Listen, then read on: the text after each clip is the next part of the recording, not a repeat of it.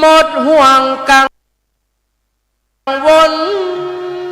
เนื้อพระเดชพระคุณหลวงปู่ท่านเจ้าสานุสิทธิ์ศรัทธาหนุ่มเท่าจักเตียมตานโต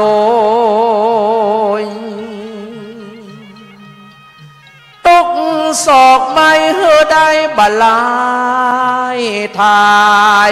ทอนเสวยสุขทาวรเมืองอมรเมฆฟางสานุสิทธิ์ตุข้าจักขอ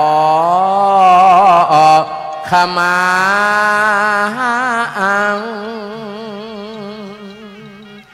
แม่นได้ปมาตะด้วยกายและวาจามโนมนาพิษพวนแบบเบาขอดวงวิญญาณพระเดชพระคุณหลวงปู่ท่านเจ้าได้ยกโทษโปรดคุณนาขอนิมนต์เคลื่อนคล้ายย้ายขึ้นสู่ปราสาทนกหัสดีลิงงามตาสานุสิทธิ์ศรัทธาปากันแต่งสร้างการเฮอเป็นญาณเล่มกว้างสู่เนระปานแม้นปารมีธรรมไปแก่กลางได้ไว้นามาเกิดในโลกสองสารขอนิมนต์ดวงวิญญาณมาเกิดนครลำปางแห่งห้องมาเป็นเจ้าปีนายน้องส่องเสพปารมีธรรมขอพระเดชพระคุณหลวงปู่ได้โปร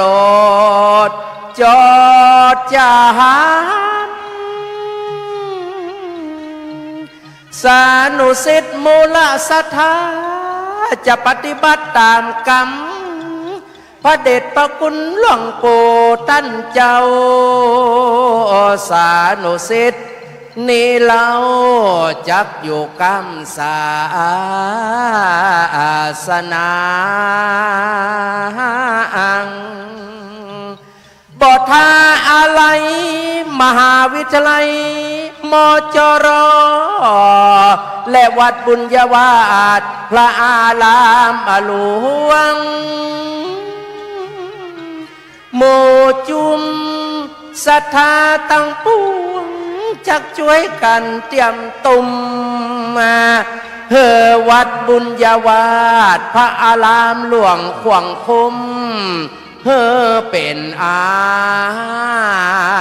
รามโมศรัทธาบ่ได้พระมาศแก้วเจ้าหนอต่างสามจักช่วยกันปฏิบัติอาราบ่เฮอมองมนเศร้าจักช่วยกันดูแลองค์เน้นเห็นเจ้าเหมือนหลวงปู่ยังอยู่เนอนางขออย่าได้ห่วงหาและอะไร